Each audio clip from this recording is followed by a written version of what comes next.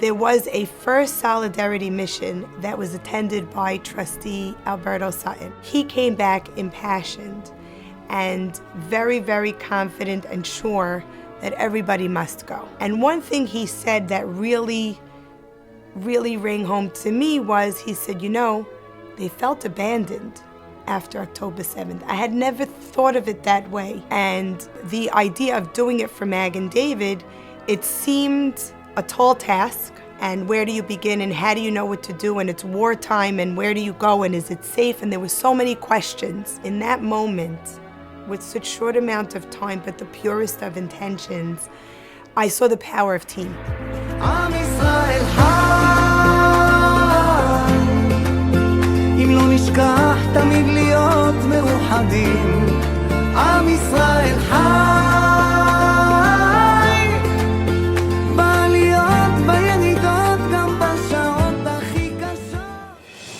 My expectations of the trip were to go around, see the devastation that happened, understand it firsthand, and obviously to spread goodwill, whether it be giving out gifts, showing them the achdut, showing them the strength of our unity. I just felt like if I could give them a little support, maybe some love, let them know that the United States and the Syrian Jewish community, Mag and David, is behind them and are here for them. They had no idea that we consider them all heroes. My family and I were in Israel October 7th for Sukkot. The cries and the blood of our brothers and sisters in Israel are just screaming out to us, and we must do whatever we can. I was very grateful to have the opportunity to go. We came full circle from being there October 7th and now being able to return and help however we can. I would wake up every morning and there was just a void.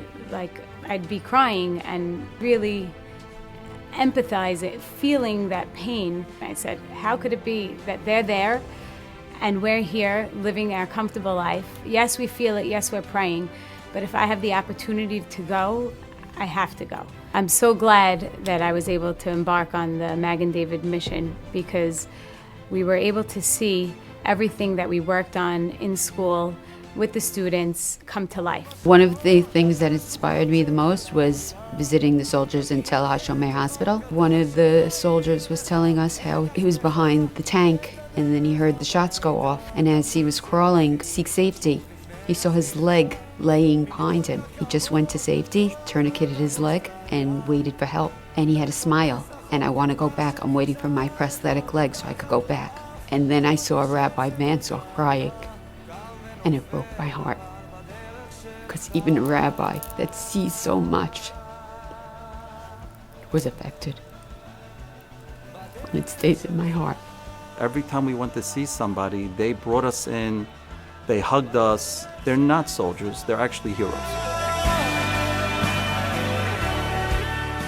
What was amazing about this trip is we had so many lows, but so many highs also interwoven, and the way it was planned was really well thought out. We went from Kfar Aza and Be'eri and seeing the destruction there and feeling it and being spoken to by Rotem, whose family is now in shatters. His mom and his brother were murdered there, but he's focused on rebuilding right now, and he spoke to us and they're so strong. What he relayed to us is that's what their goal is now, to rebuild.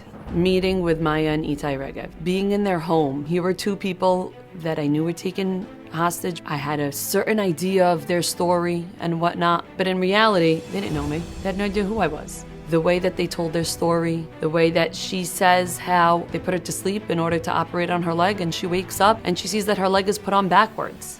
And instead of herself being upset about that, she says, my leg is backwards, but you know what? At least I have a leg. I'm lucky. And I'm walking into their home, and how are we going to give them chizuk? The crazy part of all this is I walked out with strength from them. 2 girls were saved from their car where their parents were murdered in front of them. No one knew they were in the back seat.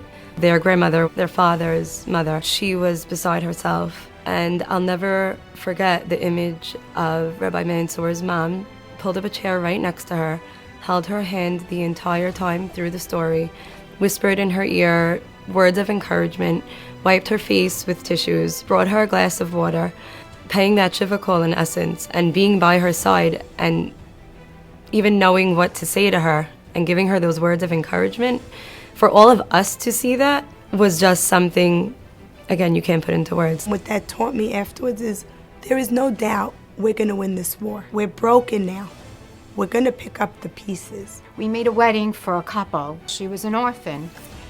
It was the best wedding ever. There was music, there was happiness, there was everyone in just regular streets of clothes. We had so much fun. It isn't about the cost value of what a wedding costs. It's the couple and the happiness that everybody else gives.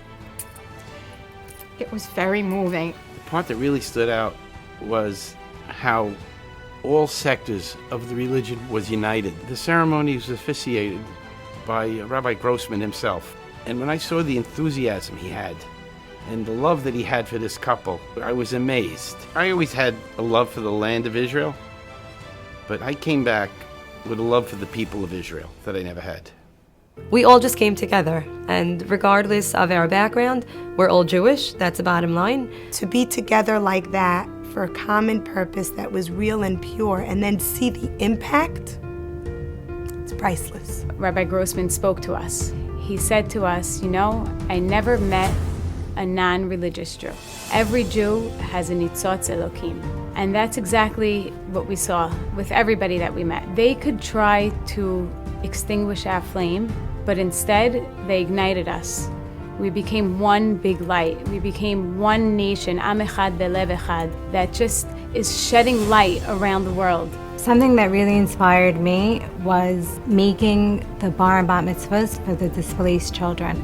We are blessed to be in a community where our boys and girls, they grow up learning Torah and our traditions. That might not be the case with children in Israel. It hit me when the girls opened up the Siddur and couldn't say Modeh Ani. I said, wow, we're giving them tools now, hopefully. They'll be able to and want to learn how to read. I want to thank so much Rabbi Mansour, his wife, his mom. This trip was so meticulously planned. We've got to see things that I'm sure no other groups got to see, and I cannot be more thankful to the team. I want to thank our entire Magen David community. Your flavor, your input, your spirit, your love, your voice was heard.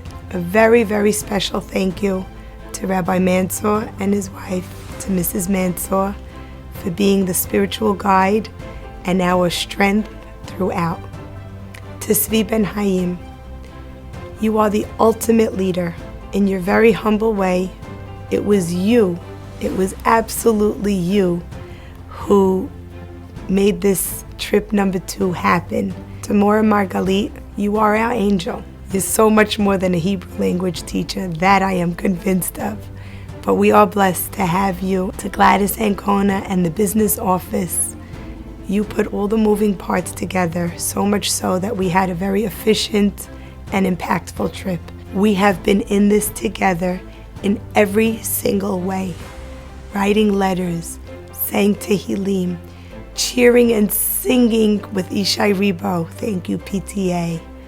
Everybody showed that when we do things together, we are that much more powerful, and we're certainly able to get through these challenging times. And inshallah, we're going to see the miracle that Hashem's going to perform for all of us, and we're going to celebrate like we've never celebrated before.